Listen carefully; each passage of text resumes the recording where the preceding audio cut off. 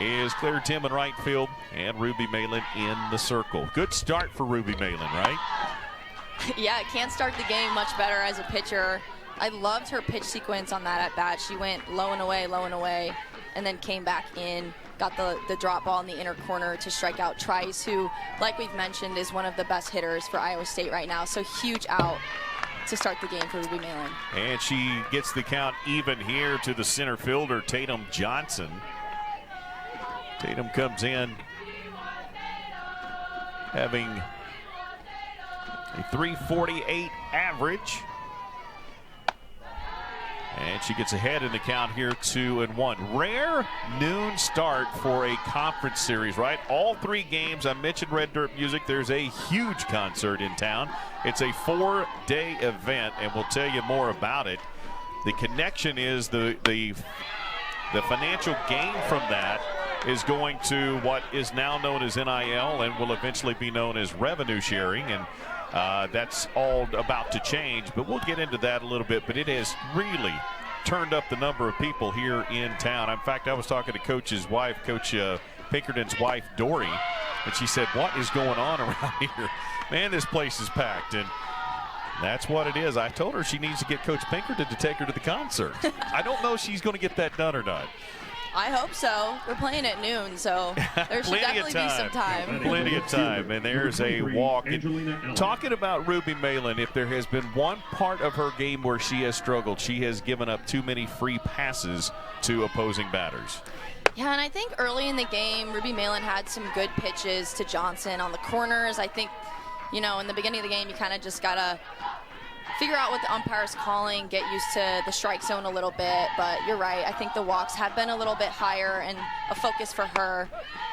Just trying to keep the ball on the corners, not give up too many free passes. Count goes even to Angelina Allen, the left fielder, one of the star players for Coach Pinkerton and his Iowa State Cyclone crew. And that one is spun into left field, and that's going to drop in there, hit the wall, and that's going to be a double for Allen, and Johnson will move to third. So there's runners at second and third here in the top of the first. Let's take a look at that one. Angelina Allen taking this pitch on the outer half, just driving it down the line. That's exactly what you want to do on that pitch.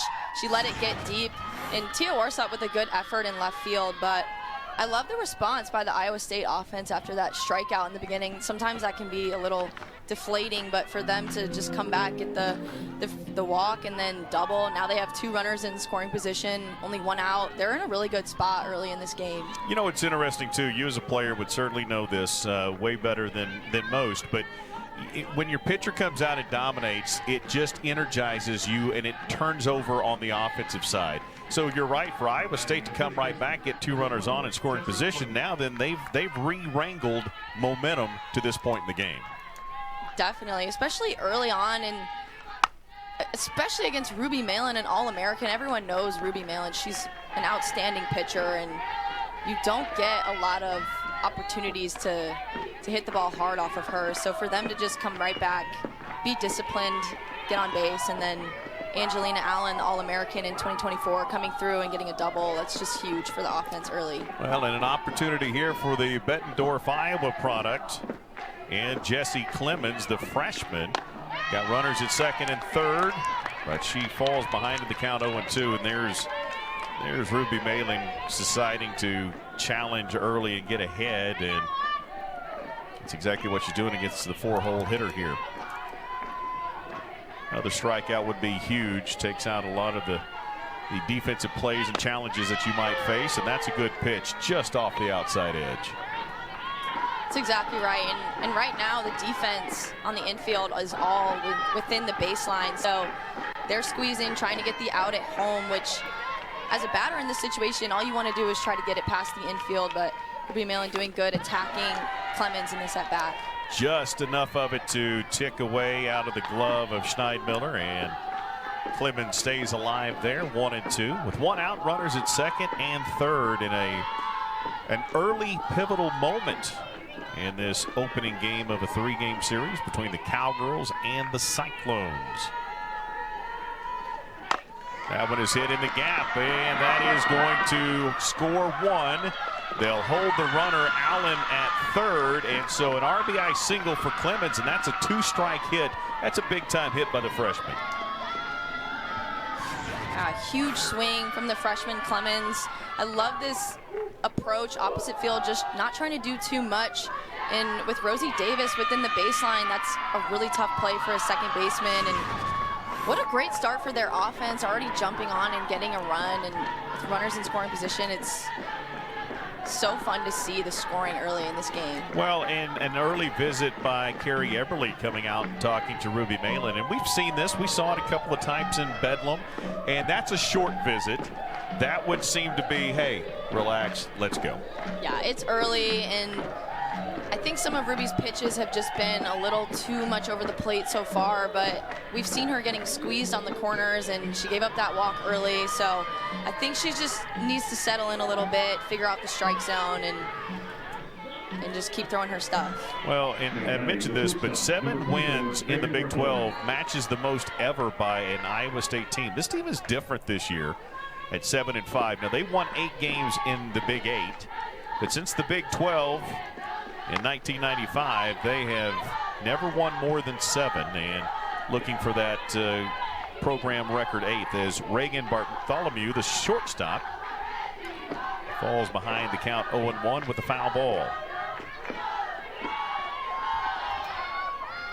So good stuff by Iowa State this season. It's not by accident. There at the top, there's a swing and miss. You and I got a chance to talk to Coach prior to the ball game, and he said, listen, we put ourselves in a position where we think we can finish in the top half, and who knows, maybe in the top third, don't even have to play that first day in Oklahoma City. Yeah, Coach Pinkerton felt pretty good about his team's performance in the Big 12, and they had a huge sweep against UCF a couple weeks ago, and they've just been playing extremely well. They beat Arizona State twice, and this is a big weekend for them as well. If they can get some more wins here, I think they are in a great position going into the Big 12 tournament in the postseason. Yeah, he knew the teams that are coming up on that schedule. As there's a rise ball out of the zone, and Bartholomew chases for strikeout number 2, as that one just rose out of the zone, and she couldn't catch up to it. Yeah, this pitch looks so good coming in as a hitter. It starts almost at her belt and then rises all the way up out of the zone, and just Malin gets so many strikeouts on that pitch, and I think she's going to have to lean on that a little bit more right now with the way that Iowa State has been fouling and competing with her drop ball. So great job by Ruby Malin to respond and get the strikeout. So 2 gone here to the third baseman, Sydney Melot. Melot is batting .297. You chuckle. I didn't know it was Melot. You didn't trust me there for a minute. Oh, the runner, they had him, and it got away. And listen, with Coach Gundy running around here, people know what a mullet is. That's true. I wouldn't miss that one. Spelled looks like mallet, but it is actually pronounced mullet, as Iowa State now has runners at second and third. That was spun straight back. 1-2 now, and Ruby trying to get out of this jam with minimal damage, having only given up 1 so far.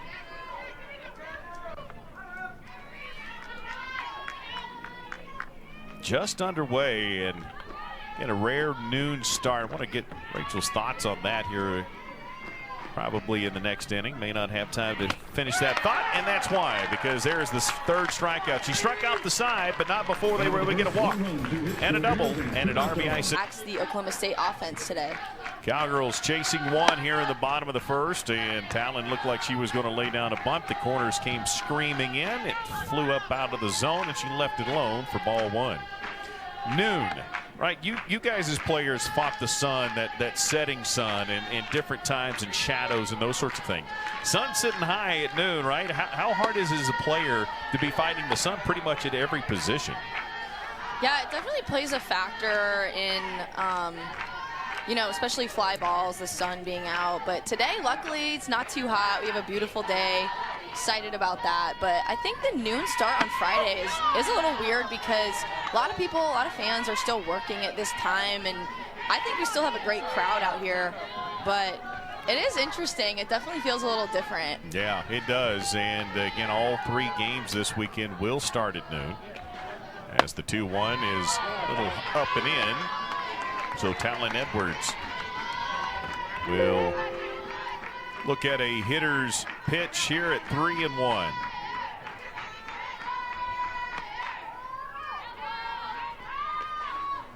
And she thought it was ball 4, started to throw the bats, and the call came in. Count goes full, and Kenny Gajewski wants to talk to the home plate umpire a little bit and make sure he's, as Keith Kearney kind of wearing it a little bit right now from Kenny G. Yeah, this pitch, I think, a little bit off speed. It kind of floats into the zone, but a really good take by Talon on that pitch. You definitely don't want to swing at that, especially 3-1, and it is early in the game, and yeah. I bet he's going to settle in and get those, but it is tough when it's early. Keith Kearney behind the plate, Robert Gonzalez at first, and Dustin Douglas at third, our umpire crew today. The 3-2 ripped foul down the first base side. Hit with some pace all the way to the wall, but it did go foul. Here's a look at the crew, the umpire crew today. And we are not even through 1, and we've had conversations. I think it doesn't help that he was pretty tight in that top half of the inning with Malin and squeezed her a little bit, made her throw some pitches over the heart of the plate. I think you're exactly right, as that is hit to the second baseman. Trice makes the throw to Clemens at first in time, and let's take a look at the defense for the Cyclones. Again, you've got, I want to say Melot. We're going to figure that out. Melot, Bartholomew, Trice in second, who just made that play to Clemens. Behind the dish again is Carly Ford, Allen Johnson to pull around the bags, and Lauren Skirman, is in the circle for the Cyclones, and up for the Cowgirls is the speedy Tia Warsup. Gets that one right back to Skirman. Makes an easy throw to first on a first pitch out. 2 gone in the bottom of 1. So the Cowgirls trying to answer that run, down 2 outs here in the bottom of the first. And bring up Rosie Davis, the second baseman. You know, she has at times played really well, batting .353, but I think Coach thinks she is so talented. She still has she's still got a lot more to give.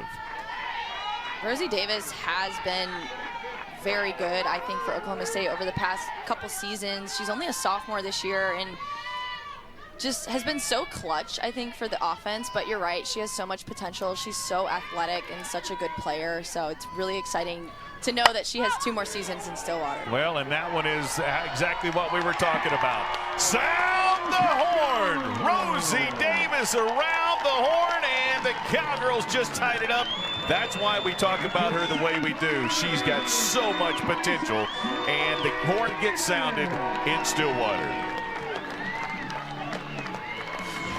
Rosie Davis, such a game changer. I think just completely shifted the momentum of this first inning for Oklahoma State, taking this pitch on the outer half and just driving it, getting her hands up to it, putting some energy in the Cowgirls dugout. No doubt about that. I thought they came in with a lot of energy, but Iowa State stole some of it in the top of the first.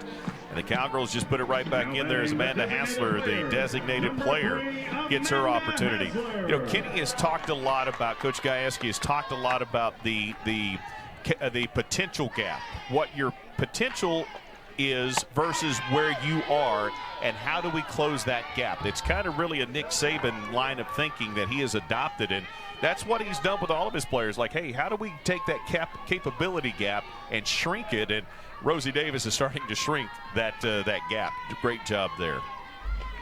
So Hassler takes ball 1 there, count even at 1-1.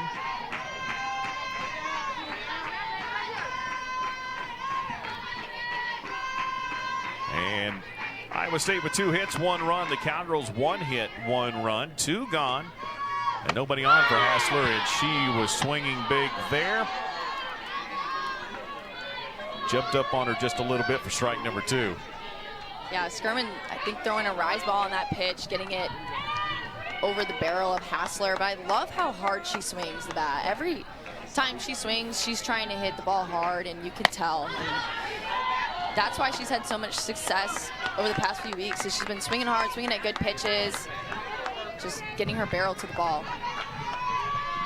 Hassler 1 and 2 here, steps out, readjusts, and here we go.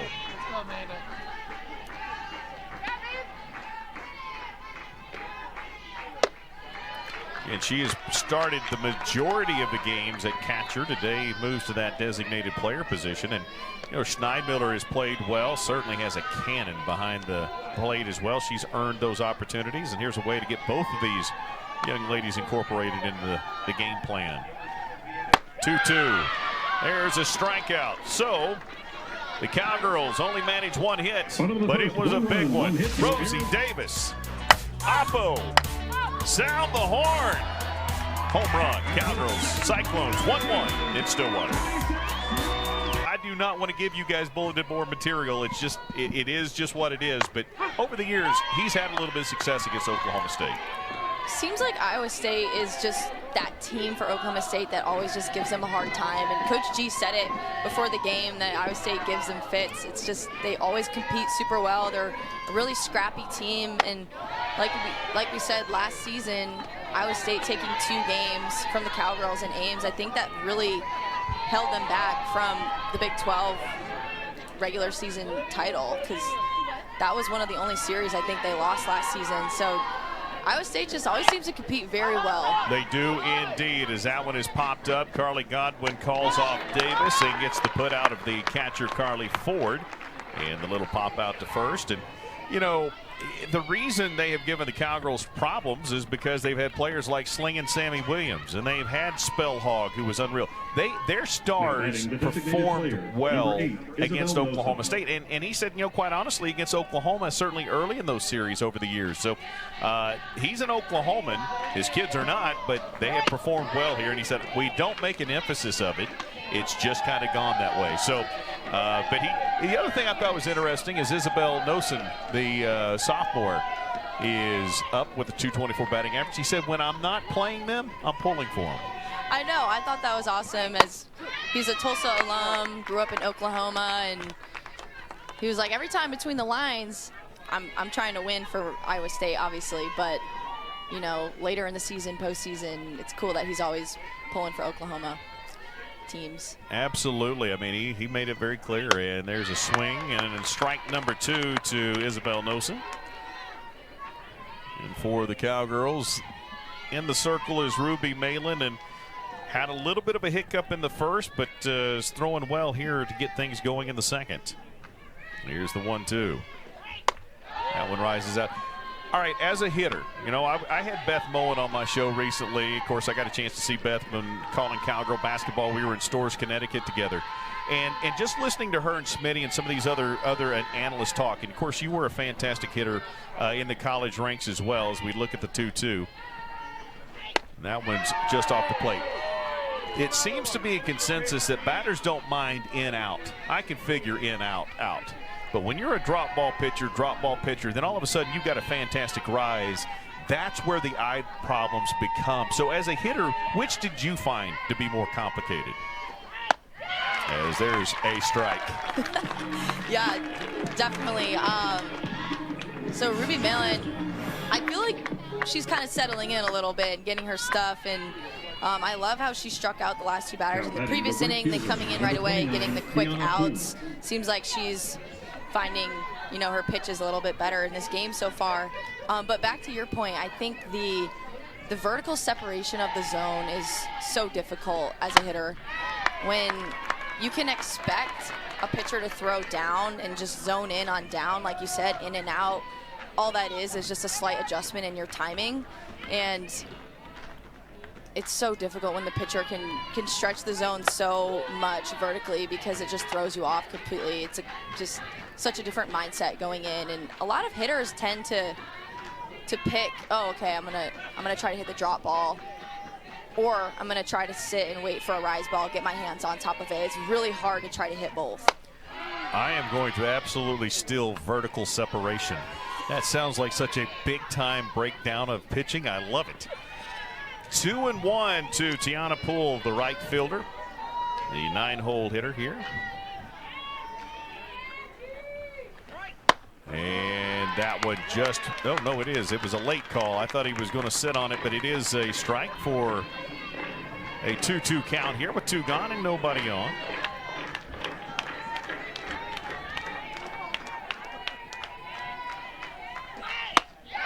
And another strikeout, the 4th of the ball game for the Cowgirls starting pitcher in Melot. Cowgirls settling it down in the circle. It's 1-1 at Cowgirl Stadium. We're back right after this. Being on the road for that long is so hard. I feel like a lot of people don't understand how much of a toll that takes on an athlete, just being in hotels, not in your element, and eating out all the time, being on the bus and trying to do school. It's extremely challenging, and for them to be away for that long is so tough. And I know Coach G was excited to be back home in front of the Cowgirl fans and back in Stillwater. Well, again, as Carly Godwin hits that one into right field, Poole will come on and get underneath it for the out. But the Cowgirls have played 6 home games. It is April 11th, and this is the 7th home game of the year. I don't ever remember that kind of a brutal road schedule, but the key and what Kenny G wants to do is challenge his team. He doesn't care about the regular season record. He cares about the preparation to win the last one, and that's what it's all about, building towards that. And this schedule has been absolutely brutal. As that one misses there for the Cowgirls. Megan Delgadillo Cheese, as we like to call her around here. But the schedule's unreal. It just is. Oh, I know. And I was just going to say, like, looking at the records, and Cheese with the ground out to second base. Hard hit ball, but good play by Trice at second. But looking at the schedules and even the record in the Big 12, Iowa State with 7 wins in the Big 12, Oklahoma State with only 5, but we still see Oklahoma State, you know, ranked and kind of in the RPI. I'm pretty sure they're up in the top half of the RPI. And it's because they play such a difficult non-conference schedule, and they go to Clearwater and play great teams there, tons of ranked opponents, and they really do challenge themselves throughout the season. But I think it just helps the team be, you know, a little battle tested and teaches them how to fight against adversity. There's no doubt. They have been battle tested, road tested. Now they will play 9 of their final 15 at home. That's the good news.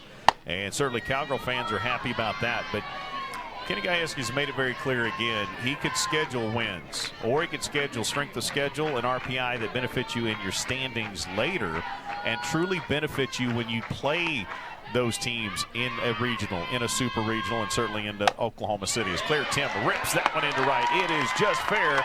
That is going to be a double, and that's where she's going to stay. Stand-up double for Claire Tim. That's a good piece out into right field. Take another look at this one. Yeah, this pitch by Skirman way up on the inner half, and Claire Tim able to open up, get her hands to that pitch, and keep it fair. That's a really good piece of hitting by Claire Tim, just to keep her hands inside the ball and not pull it way foul.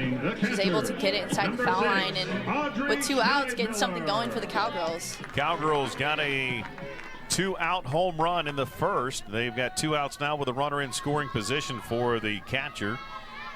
Schneidmiller steps in and takes strike 1. Schneidmiller coming into the ball game, batting 160. And she's behind in the count, 0-1. That off speed got her way out in front of that. Strike 2. Looking at Vanessa Shippey. Interesting, too. You know, the Cowgirls started with different. Coach Berge was at third. I think Shy Factor was at first. Coach didn't like the energy, made the change. He went back to third, and that pass ball will allow Tim to advance to third. And he put Shippey back at first, and he said, listen, we just need to change our energy. Coach Berge did nothing wrong. He loved everything about what Coach Berge had done, but he said, we have got to change the energy. Something's got to change. They made that change, and you do feel like there's a different energy on the field right now for them. Yeah, sometimes it's those little tiny things, tiny adjustments, and maybe a little superstition involved. Maybe a little of that too. That's exactly right. As that one is hit to third, the play in time. The Cowgirls strand one in third. Nobody scores in the second. We're still knotted up at one apiece. Coming up, they're going to need all three. So looking to shut it down today and get that early win again. Yeah, we really have to emphasize all three facets for us to be a team that could win. As Serenity Trice, is 1-1 count. The irony with this team is they won all four of those series, but after winning their first midweek game last time out, and that was against the Roos, as that one is hit to Rosie Davis. Trice speedy down the line, but the throw in time for out number one. They've not played a ton of midweek games. There's been some weekends weeks they didn't play them, but they had not won a single midweek game until they beat the Roos just the other day. So great in the openers on the Big 12 series on the weekend, not so much in the middle of the week. And that's kind of what he's talking about. We're young and we're just growing up, and that seems to be what they've been able to grow up almost in front of our eyes all season long. Yeah, I also wonder if it has to do with their travel schedule. In the beginning of the year, they play for 7 weeks straight on the road, traveling every week, because it's way too cold to play in Iowa in February and March. And it's tough to get midweeks in when you're on the road, because you have to leave usually on Thursday and then get home, honestly, early Monday morning most days. So I wonder if that plays a part as well. He told us they have had 5 outdoor practices all season long. I don't know which is more amazing, that stat or the fact that this is only the 7th home game for the Cowgirls on April 11th. So, again, both of these two teams have put themselves in a situation where they have been battle-tested. They're geared for the finish in this conference, and that's why this is such a big series. Both teams way up there in the standings. The Cowgirls have a chance to really make some good moves here late. And for Iowa State, they're trying to hang on to what they've already put together, which is a really good resume in this conference. Tatum Johnson got a 2-2 look here with 1 out. Malot digs back in and gets the strikeout. That's another great strikeout pitch by Ruby Malot. I love this pitch on the outer half, challenging Johnson, getting it right on the corner. Such a tough pitch and a really great pitcher's pitch, especially in a 2-2 count. But as a batter in that situation, you can't leave it up to the umpire and have to do your best to throw your bat out, maybe foul it off, try to get a little bit better look to swing at. But great job by Ruby Malot in this game, settling in very nicely and rolling a little bit now. Well, you know, she gave up the walk, the double, and the RBI single. Since then, she has had 5 strikeouts out of 7 batters. So she struck out 5 of the last 7. And she has, as you said, really starting to settle in as that one is ripped down the first base side by Angelina Allen, who had that double to left field her first time up. And the count's even 1-1 to her.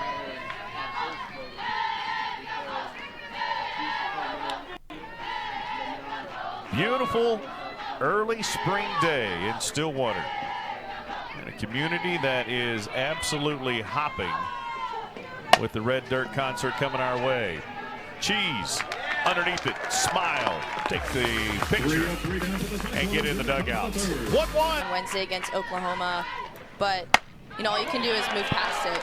And that is going to be hit just off the glove of Poole for a double to turn the order over. That's a great job there by Megan Bledworth. Megan Bledworth jumping on this pitch on the outer half, sees it up in the zone a little bit, and just driving it into right center. Great piece of hitting there. I love the effort, too, by the right fielder out there, Poole.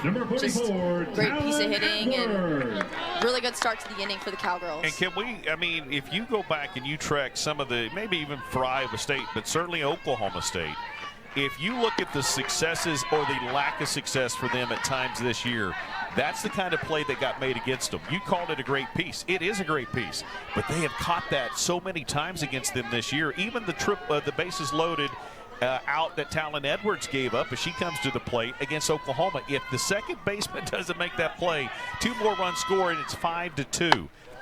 They've had some players defensively make great plays against them all year long. That's very true. It just seems like sometimes everything has kind of gone against the Cowgirls offensively. Like you said, bases loaded, just line drive out. There's nothing you can do besides just keep your head down and keep doing what you're doing, because like Megan Bledworth swinging it so well, and just if you continue to put the barrel on the ball and hit the ball hard, good things are going to happen and balls are going to drop. So it's tough. It's tough as an offense to just feel like nothing is going your way, but you just got to keep grinding. Good time for a conversation with a 3-0 count to Talon Edwards. Runner in second already. I want to make one other point about Kenny Gajewski. You know, I had Beth Mowens on a radio show, and she and I were talking, and so guess who else was on that call? Kenny Gajewski. And you and I get the opportunity, as there's ball fourth to Talon Edwards. You and I, just like she does with Smitty and that crew, we get a chance to meet with coaches and like Coach Pinkerton and Coach Kenny G. And I asked her, tell me on a scale of 1 to 10 where Kenny Gajewski is in transparency as Tia Warsop steps into the batter's box with an opportunity. And she said he's the most transparent coach we talked to. Good, bad, he tells you everything because he wants a story to be told. And I think that would be our experiences as well. I mean, Kenny Gajewski does not hide anything from the fans or the media. No, he gives it to you straight and is the most honest coach I've ever met in my life. Just tells you how it is, wants you to know the ins and outs, and that's good exactly, or bad, right? Yes, yeah, exactly. Yeah. And that's how it was when I was getting recruited as well. He was like, hey, like, this place isn't perfect, but we want you to know so you can make a good decision, and that's exactly how he is with fans, media, everything. Warsop lays it down. They're safe. The bags are juiced. What a job by Tia Warsop. She laid that down absolutely perfectly. And that brings up Rosie Davis, and this is what she did last time up.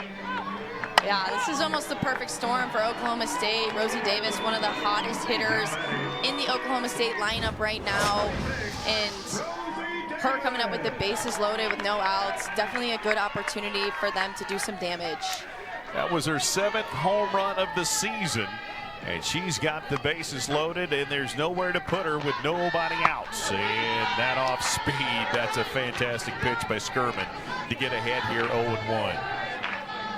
And this is exactly the player that Oklahoma State wants to have the bat in their hands in this situation. Rosie Davis is hitting over 400 with runners in scoring position this season and leading the team in RBIs and has been that clutch hitter all year. That one, very good pitch just off the plate, and that's an even better take by Davis. You know, this is what I felt like Oklahoma State was going through with that Oklahoma lineup. There was nobody to pitch around. Bases, every time there was a free pass, a hit batsman, a walk, Oklahoma made you pay for it. And that's what Oklahoma State's trying to do here now with the bases loaded, obviously. Arizona's lineup was that way too. There was just no way to pitch around anybody. That is a fantastic addition to the Big 12 in the Arizona Wildcats. And the count now in favor of Rosie Davis at 3-1. It's already a hitter's count. There's already no empty bags. This is a big pitch coming up here. Big point in this ball game.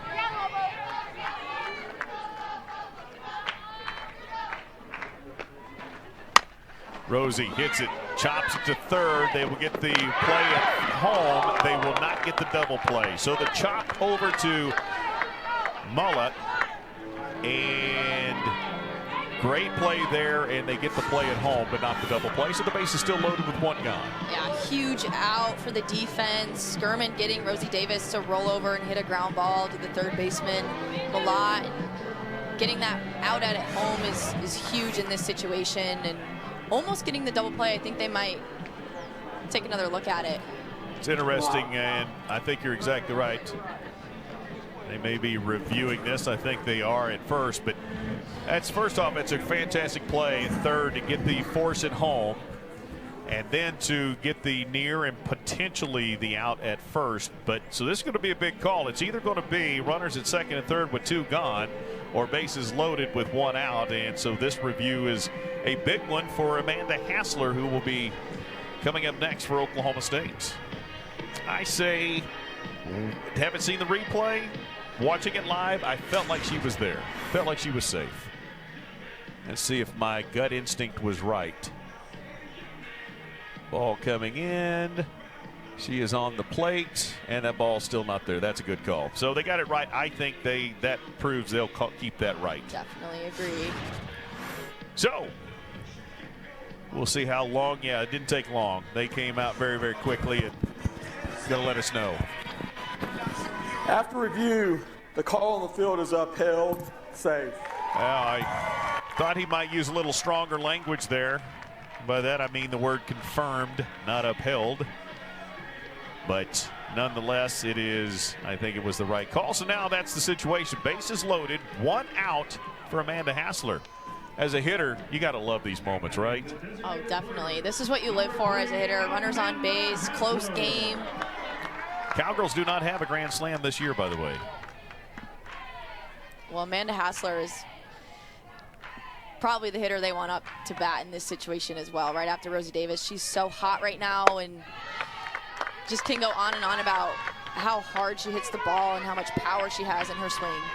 Last time out, she struck out. That time she lets the rise ball lift through the zone and watches it. Ball 1. She's got 9 home runs on the season. And for Skirman, trying to get out of a jam. That one is spun back 1-1. Gave up the double to Bledworth, followed it up with a walk to Edwards, then the bunt single by Tia Warsop, and then got the out with a fielder's choice by Rosie Davis to force it home. So Bledworth was out. The base is still loaded and 1 gone. That one is hit. And I'll be honest, right now, when you look at Skirman versus Hassler, it doesn't look like Hassler's getting square hits right now. Everything seems to be kind of just missing. Yeah, Skirman keeps going up with that rise ball, and Hassler is biting at it again and again. So she's doing a good job competing with Hassler, who's one of the best hitters in this lineup, and throwing the ball out of the zone, not giving her anything too good to hit. So she's doing a really good job competing. Absolutely. Now 2-2 the count, and if she can get this out, really puts her team in a much, much, much better situation to get that 3rd out and not have to be worried about runners quite so much. Right now you got a tag up in play. You got a lot of things. Another soft hit ball, and there it is. Third baseman comes over. Melot makes the play, and that's a big timeout right there for Iowa State. They're not out of the jam, but they're in a much better situation now with 2 gone, even though the bases are still loaded for Carly Godwin. Yeah, huge out for the defense, and Skirman just doing a good job attacking both Rosie Davis and Amanda Hassler, trusting her stuff. Those are 2 of the most powerful hitters in the lineup, and another one here, Carly Godwin. But love the way that Skirman is trusting her pitches right now and throwing super confidently to the heart of the lineup. And that one is hit square into right field. Getting back is pulled. The first pitch, line out, and again Iowa State forces the Cowgirls to leave some on the bags. 2 good teams going at it. It's 1-1. Big 12. We've got a tie ball game as we go to the top of the 4th. Then Jessie Clemens shows that bunt. She had an RBI single her first time up. And right there, brought the corners in, and let's see if the Cowgirls now will play back or if they're going to play for that potential bunt here against Clemens. The only RBI in the ball game for Iowa State, and she does try to bunt again. Misses, chops it down, and count goes to 1-1. I love the idea to try to bunt for a hit in this situation and try to get something going.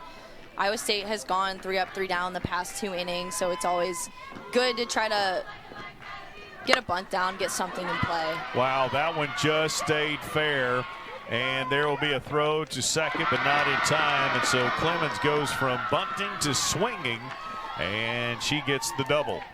Her 2nd hit of the ball game. Well, that one just stayed right over third base bag. Yeah, Clemens absolutely smokes this ball down the third baseline. Good effort by Talon Edwards, and I love how aggressive she was out of the box. She was thinking double the whole way. Even though the left fielder stopped it, she was able to still get to second. So great piece of hitting by Clemens and able to start the inning with a double.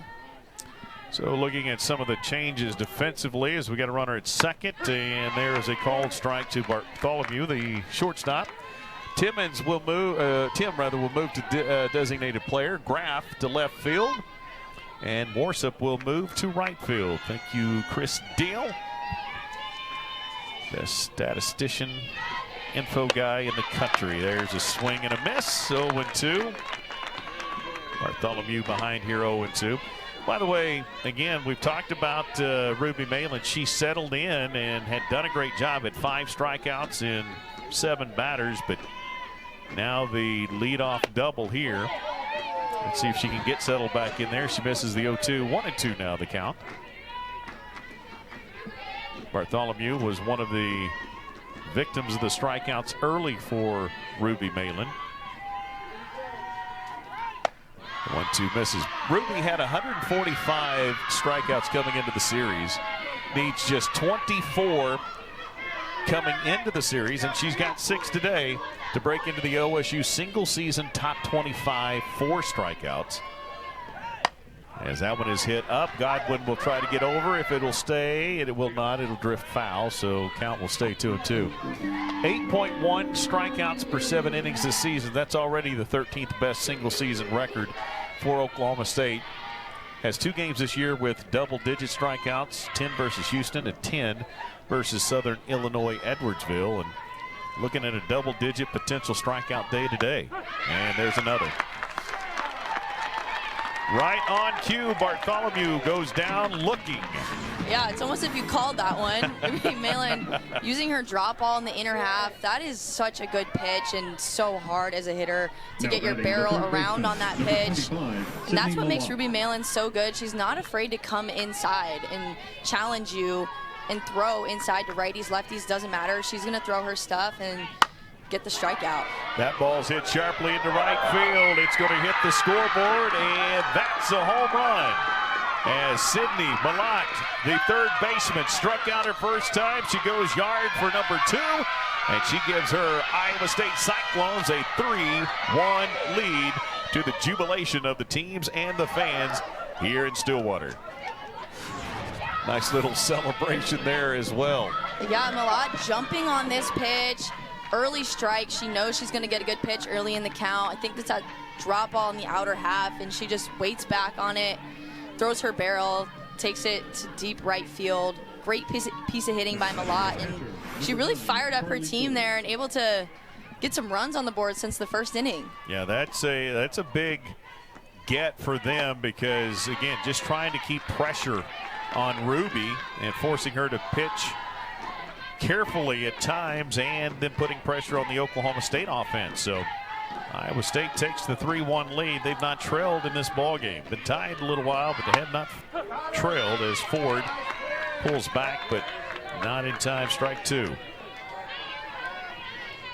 Both teams with 4 hits on the day.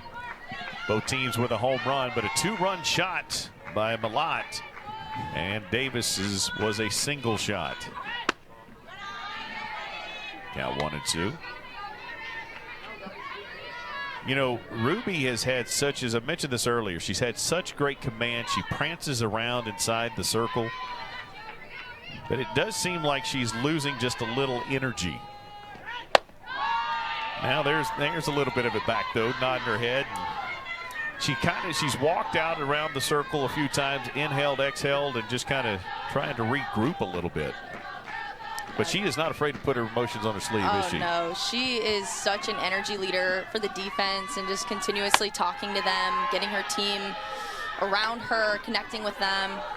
She's so good about that, brings so much energy, and you'll see her get fired up every time she strikes someone out. It's so fun to watch. Full count here to Ford.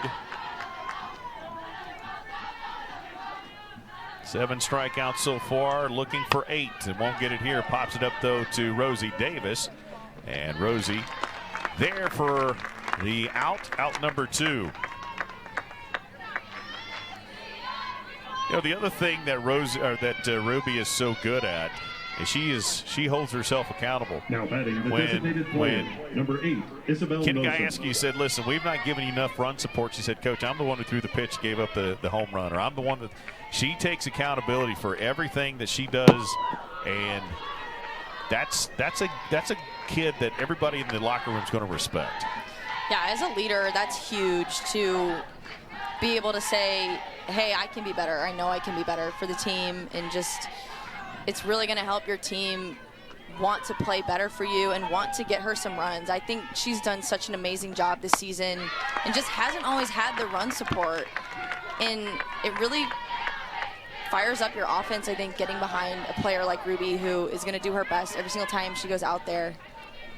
She is definitely going to give you everything she's got as a count 1-1 to Isabel Nosen. That one is hit into shallow center, and Cheese showing the speed for out number 3. But not before. A 2-run shot. Melot. Looked like she was playing in the sand lot. Goodbye. 3-1 Iowa State. Bottom of the 4th coming up. That they do, and that's what the Cowgirls want to get going here. A rowdy atmosphere with the bats, as Cheese will lead things off here in the bottom of the 4th. Cowgirls trailing it 3-1. So we've talked about the concert. So in today's world, and soon to be a $20.5 million revenue sharing is going to be what colleges, certainly Division I Power 5 schools, are going to try to be able to share with their student athletes. And that is funding that is not built into your current budget. So you have to create and find other streams of avenues to be able to generate those funds. Well, Oklahoma State decided to have a concert. Great Divide, Cross Canadian Ragweed, haven't been together for 15 years, 10 to 15 seasons. And of course, the Turnpike Troubadours and others. They decided to have a concert and then take the money and apply it towards NIL/revenue sharing. It sold out in a matter of minutes, and they had to add a day. It sold out in a matter of a few more minutes. They had to add a day. It grew to a 4-day event, expecting hundreds of thousands of people to converge upon Stillwater. And if you are in Stillwater or anywhere in this area, in fact, you didn't have a hotel to find this weekend, right? No. This place is absolutely unbelievable. The energy is unreal, and it's awesome to have a softball game in the middle of it.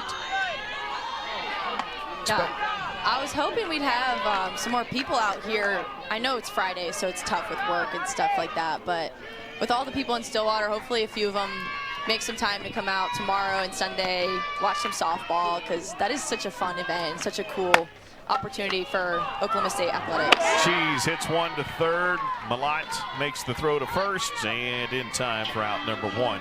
Again, it's become a huge revenue, so much to the point that people are convinced that we may do this at Oklahoma State several times, maybe different events throughout the entire season, but certainly make this an annual event. And if you are unfamiliar watching across the country, Red Dirt Music began in Stillwater, Oklahoma, and that is a claim to fame of many things that Stillwater has to claim. Obviously, Garth Brooks has a pretty good stake in Stillwater as well, but Red Dirt Sound started here, and it's amazing just how it has galvanized people to go, yeah, if you're going to put on a concert, I'm there. 4 nights of that, and a big opportunity to help revenue sharing funding for Oklahoma State. So Claire Tim moved to the designated player. She had the double her last time up.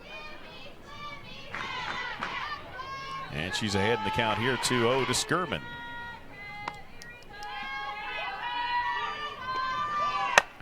That one is hit underneath that one a bit as Johnston comes on, calls off Trice, and makes the catch in center field. Skirman doing a nice job throwing her stuff up in the zone.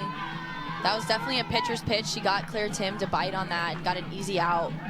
I think this is a great opportunity for Iowa State to kind of take control of this game a little bit. They shut down the Oklahoma State offense last inning with the bases loaded, and then were able to come back, immediately put 2 runs on the board. And if they could get a quick 3 outs here, it seems like all the momentum is just pointing their way. Yeah, when you score in the top half and the home team ties you, then you know, it was good, but then it was the momentum's gone. If you can put 2 up in the 4th and hold that lead going into the 5th, absolutely, you're right. Momentum just begins to build a little bit. And for Oklahoma State, quite honestly, maybe some doubt, as this team has lost 3 of their last 4, and they've done so in ways that have been kind of tough. So if you can put them on their heels at home, you definitely want to do that. As Schneidmiller has a 1-1 count coming her way. 2 outs, nobody on, and that one out of the zone. Crowds have begun to build a little bit. The bleachers, they brought in the bleachers as well in right field and down the first base line. We've had crowds starting to trickle in. Maybe some of those concert goers from last night, as Schneidmiller misses that one on the changeup way out front.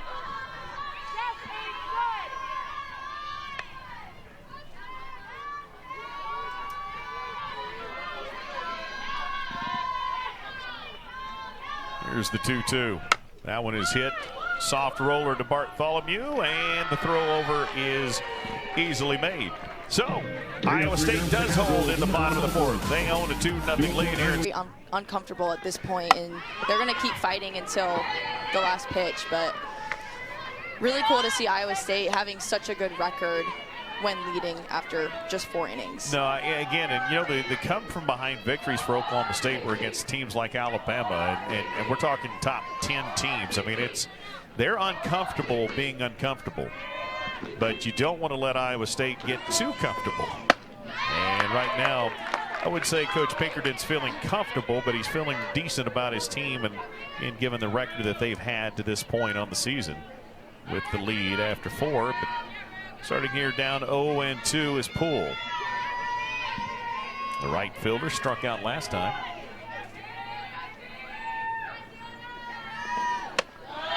That one rises out of the zone.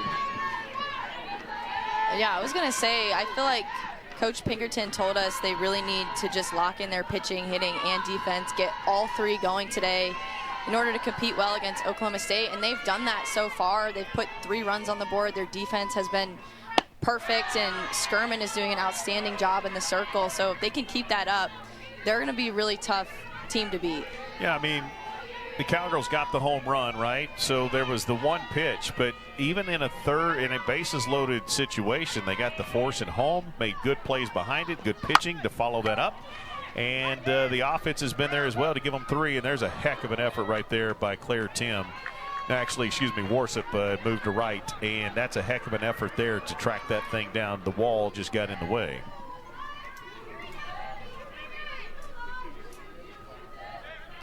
Tim started in right field, and Warsop moved from left to right. Part of the defensive changes, which we have seen almost every single game for Oklahoma State this season. There's a strike 3 call to start the inning, and that's the second strikeout for Poole. That's a fantastic pitch by Ruby Meen. Yeah, great pitch on the inner half. I think that just freezes Poole a little bit. It's definitely over the plate, something you need to fight off as a hitter. She had a good competitive at bat, and then I think Ruby just coming in froze her a little bit and able to get the strikeout. 8 strikeouts on the day for Ruby Malin. Said this earlier, she's had a couple of games that she's had double digits, and she's 2 away from that. Has only given up 1 walk today, but has given up 4 hits.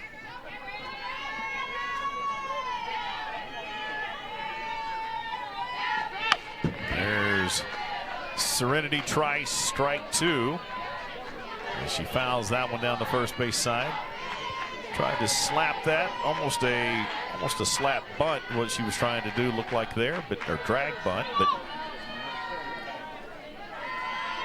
fouls it back, and here's the 0-2.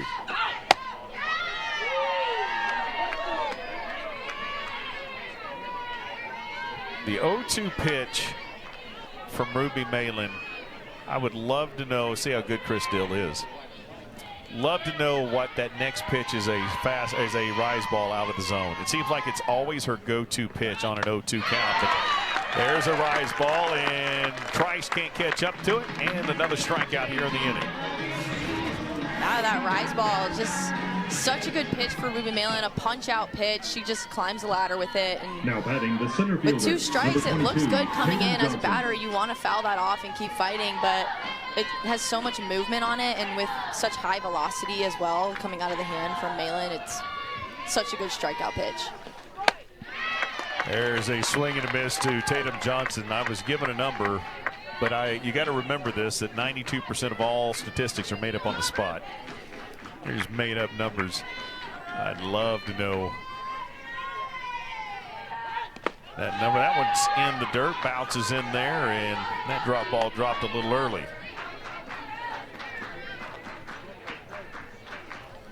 Johnson drew the walk and scored and struck out 0 for 1 with a walk today.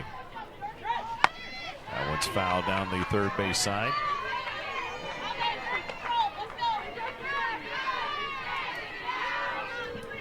Ruby talking, and she's got a little Samantha Shaw in her.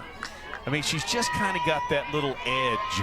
She kind of prances a little bit like Jordy Ball. She's just kind of a compilation of a lot of players. And she did it right there with a strikeout. How about that? She won looking, pull, got caught looking. Trice struck out on a punch-out pitch, and Johnson watching that one as we see them 1, 2, 3 right here. Looking, swinging, and watching it go by. Well, that's amazing. 9,000 plus fans to come watch a game. I know the Cowgirls didn't, again, play the way they wanted to, but that's got to be so much fun to play in front of that kind of electricity. Yeah, it's such an amazing event that they did. I'm so happy that they still scheduled a game against each other to kind of keep that Bedlam tradition alive, and to have that many fans out there on a Wednesday night is huge and just shows the growth of softball, the growth of women's sports in general, and it's just such a fun environment. Yeah, this is a sport that is absolutely growing by leaps and bounds, and it has definitely done that in Stillwater, America as well. And large part because of the success, as that one's fouled, and count will go to 1 and 2. But I mean, the Cowgirls, again, one of only 2 programs to go to 5 consecutive Women's College World Series in the last 5 seasons. The success rate at Oklahoma State right now is very high. You were a part of that, and it had to be fun to play in front of the buildup that's been going on here the last decade. Yeah, it was amazing to play in front of all the fans and just to see the growth year after year. I mean, even at Cowgirl Stadium, they put up more seats every single year. Like the deck over there, the bleachers over in right field are permanent now, and it's so fun to see. And I love that they had that game, the Bedlam game, at Hall of Fame, where there's so much culture and history, and that's obviously where the World Series is played, and such an incredible venue.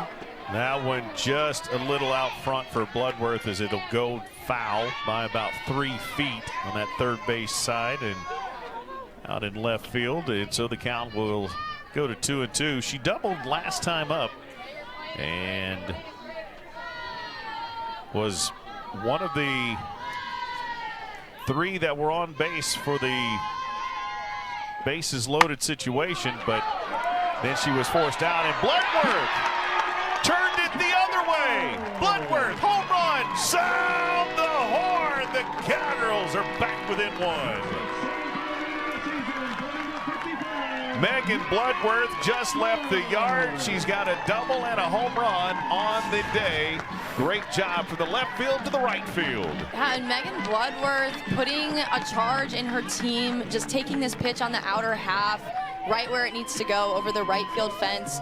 Very similar to her double that she had in the 3rd inning, where it was an outside pitch on the upper half of the plate. She drove it into right field, and same thing again, outside pitch on the upper half of the plate, able to get a little bit more under it this time, drive it over the fence. Just a great piece of opposite field hitting from Megan Bledworth. Great job right there, and we may have a pitching change, and we'll see what these changes are going to look like for Coach Pinkerton. But she had the double. I was just saying she had the double, and then she got thrown at it home on the great defensive play on the force out by Iowa State. So even though she had the double, she didn't get to score, but that time Megan Bledworth just did it all on her own. Left the yard, and the Cowgirls have 2 single home runs on the day, and that's a 3-2 score right now. We do have a pitching change. We'll tell you about the new young lady in the circle for the Iowa State Cyclones coming up as we continue. Change for Iowa State, and Ralston's first pitch inside to Talon Edwards as Cowgirls turn over the top of the lineup over to the top of the order with a home run by Bledworth, drawing the pitching change.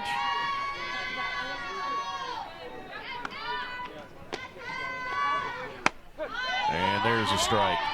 Count 1-1. Talked about Iowa State's success rate when leading after 4. They were 13-1. And Oklahoma State trying to be that comeback team again here. One of those two lines of thought will prevail today here in the first game. I thought it was interesting, too, listening to Coach Pinkerton talk about when we have situations where maybe we win game 1, which they have 4 consecutive Big 12 series this year, as Edwards lets that one come through for ball 3. He said in game 2, if we find ourselves in a situation, we just kind of let kids wear it. We're not going to waste our pitching, right? I don't care if we get run ruled in those situations. I'm saving that kid for the next game.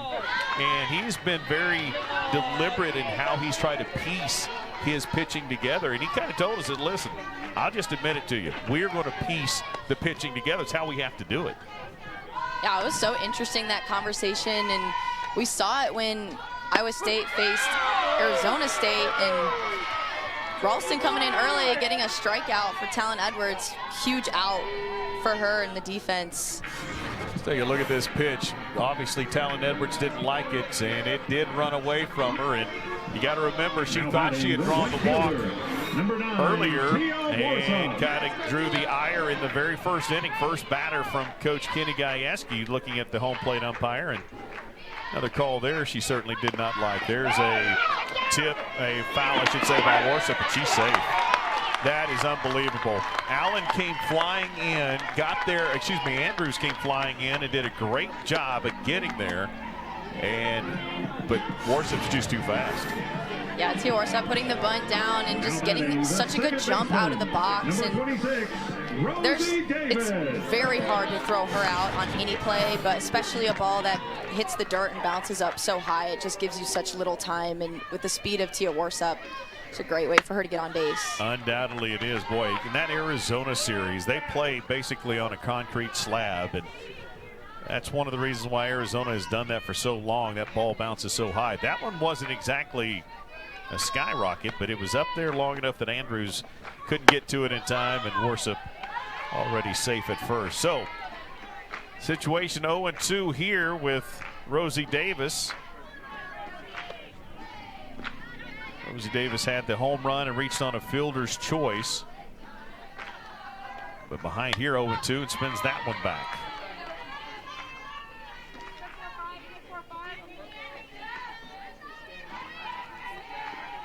Cowgirls have trailed this entire ball game, down 1-0 after the first, and then tied it. I shouldn't say trailed the entire time. It was tied through 3, then trailed 2-0 after 4. Trying to get back even again, if not add a few. The scrappy Iowa State team has been game 4-0 in Big 12 series openers all season long. Been very focused in these games. And Worsup has only been caught stealing 1 time, and that still holds true. She swipes second, no problem. Tia Worsup is just so fast, going from first to second and forward, sailing that ball a little bit, but I really don't even think she would have had a shot if that ball was on target. Yeah. Tia Worsup is just so fast, and it's such an asset to have that speed and to be able to get a runner into scoring position.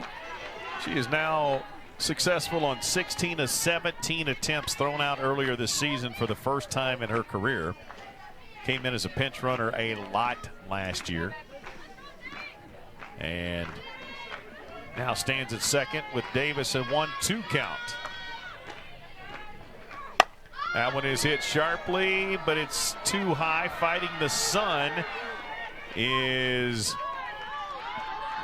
Allen, and Allen is able to eventually get there for the out. And talked about that noon sun. She was looking straight into the early sun here in the early afternoon, but able to fight it off and make the catch. Yeah, Allen sticking with that super high pop-up, and that's just another huge out for Ralston. Using her rise ball in the upper half and getting Rosie Davis to pop out is so big in that situation. Now she has 2 outs and is in a much better spot. They have battled through this, right? I mean, again, bases loaded, forced the Cowgirls to leave them on there. Cowgirls, I think, have left 4 on the bag so far today. Iowa State's left a couple. And Michaela Wark will get a chance to come in and hit for Hassler. And we know this about Wark. She definitely has home run power as well for Oklahoma State.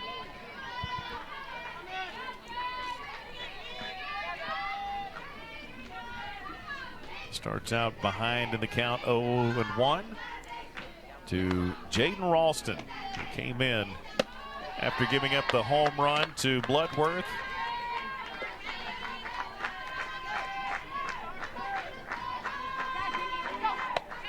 Got that second, important second out, and looking to get out of here with just holding the Cowgirls to 1. Head the count 1-2. What a tough situation for a pinch hitter to come into. Runner on second, game tying run on second, 2 outs. New pitcher just came into the game. So I think this is a big moment for Michaela Wark. We all know Michaela Wark. She's a consistent player for Oklahoma State, but coming in off the bench and getting an opportunity in this situation. And she hits that one sharp, and it's to center field, and it's got warning track power. Boy, it was tracking and trending well, but Johnson able to find it, get underneath it, and the Cowgirls only able to put 1 up on the board. But it was a home run from Bledworth. It's 3-2.